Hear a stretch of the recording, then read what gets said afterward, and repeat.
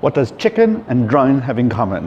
Well, I don't know either, but Kelly does. Kelly is the man at Ready Set Drones. You guys have been sending me some really hard questions about drones, and Kelly is the guy to answer them. What has that got to do with chicken? You'll find out now. Kelly, over to you. Hey, welcome to another Tech Tip Tuesday. My name is Liron Segev, and every Tuesday I share with you tips and tricks and how-tos to making you more productive, more efficient, and getting more out of your systems. If this sounds like something that you're into, smash that subscribe button right here, and let's get on to this week's episode. Hey everybody, you're watching Ready Set Drone, and I'm Kelly. Oh, wait a minute. No, you're not watching Ready Set Drone. You're actually watching the Techie Guy, and I'm a guest. So thank you for inviting me to be on the Techie Guy. I got an email from the Techie Guy just recently, and he told me that he got a lot of questions about drones that were out of his wheelhouse, and he'd like me to come on and answer them for the audience. So if you don't know who I am, my name is Kelly. I'm with Ready Set Drone. If you want to know about drones, if you want to see reviews, and you want to see different tests and things like that, my dog just went crazy over there, so I have to stop for a second. But if you want to see all those things, you can go to Ready Set Drone and check them out. But if you're here and you're just curious about, what drones can do, and if you've submitted a question to the Techie Guy, then I'm going to try and answer it if it's about drones. So I have the questions right over here, and I thought while we did this, I would actually grill some chicken, because it's kind of a windy night and I'm not going to be flying. And my wife asked me to grill this chicken, so I thought, let me see if I can do two things at once. Okay, so let's start with question number one while the chicken's grilling. Is it legal to take pictures and videos of people and buildings? I do know the answer to that one, and it is basically if you are using a drone and it's okay to use a drone in that area, i.e. you're not in a national park or any other place where it's forbidden to use a drone, near an airport, etc., then you follow the same rules you would with a camera on the ground. So if you're looking in someone's window, or if you're annoying somebody, or if you're being a general nuisance and you're breaking general privacy laws that would apply to having a regular camera, then with your drone, then you're breaking the law there. But if you're being respectful and you're staying away and you're following the same general rules where maybe these people are in the background or the buildings are in the background, and it's okay to photograph them with a regular camera, then you're good to go. But just remember, if there's no drones allowed in that area, then that totally takes drones off the table. And if there are drones allowed, use common sense and follow the same rules you would with a regular camera. Number two, there are lots of drones on Craigslist and Facebook at good prices. Any tips to check if the drone is okay stolen? What should I look out for? Great question. So I will say one thing with regard to that.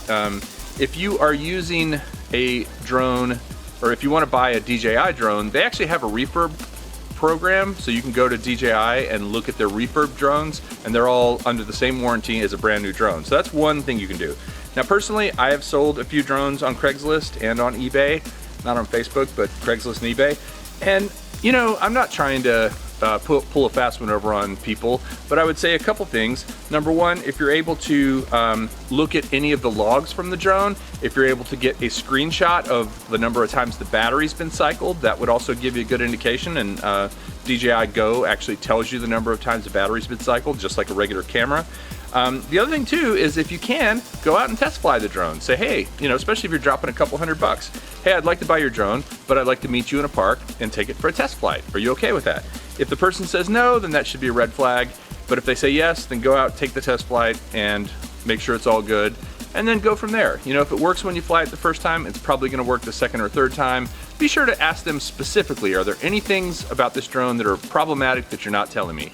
If you ask people specifically, a lot of times they're more likely to give you, yeah, actually, I did crash it, and there's this one little thing, and then you can decide if it's worthwhile or not. But, my big thing would be fly it first, and also if you want to buy a DJI drone, go to their refurb section and see what you can find.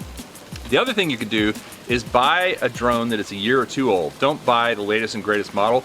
Buy one that came out 2 years ago. Like buy a Phantom 3 or a Phantom 4 or a Spark at this point. Or if a new Mavic comes out, buy the old Mavic, whatever.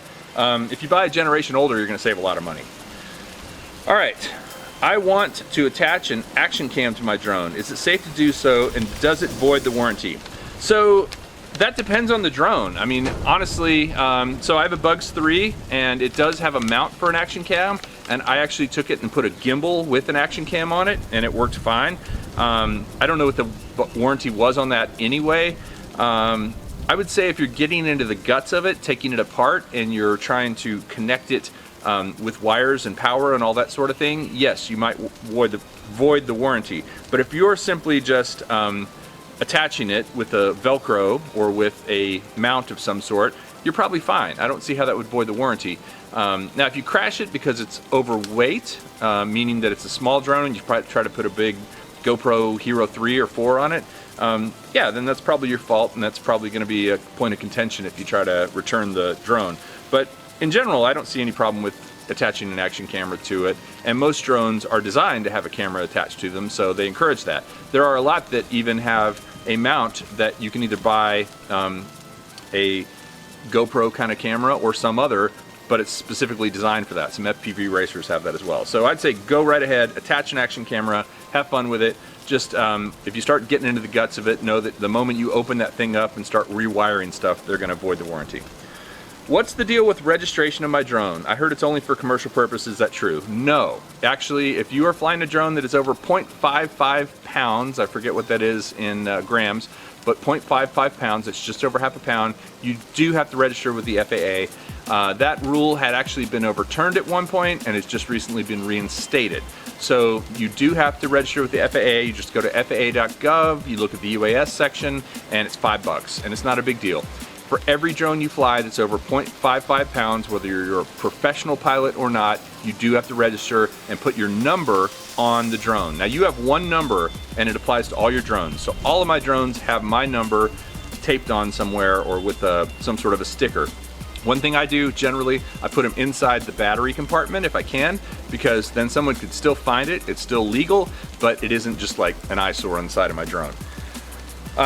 What happens if my drone is mid-flight and I lose signal? Will it return home and land?